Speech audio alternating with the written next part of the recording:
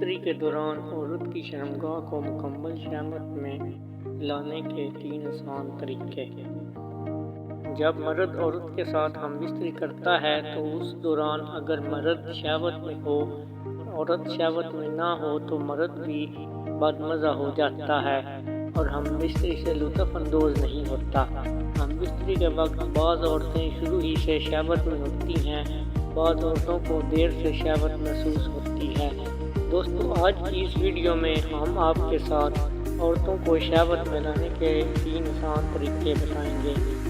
Number 1، عورت کی شرمگاہ کو مسلنا۔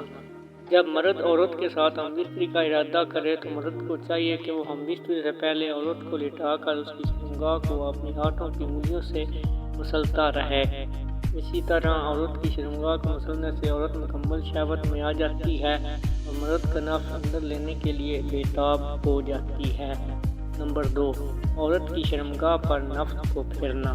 مرد کو چاہیے کہ ہم بستری سے پہلے اپنا نفس عورت کی شرمگاہ کے اوپر پھیرتا رہے۔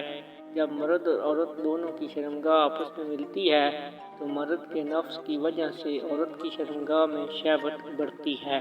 مرد کو چاہیے کہ ہم بستری کے وقت فوراً اپنا نفس عورت کی شرمگاہ کے اندر نہ کرے بلکہ پہلے عورت کو شہوت میں لائے، پھر اس کے بعد ہم بستری کریں۔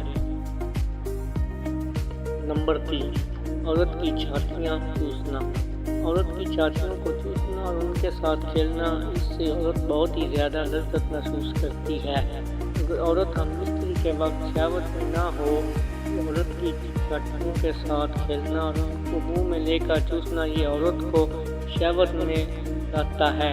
جب مرد عورت کی چھاتیوں کو منہ میں لے کر چوستا ہے تو اس وقت عورت میں شہوت اترتی ہے۔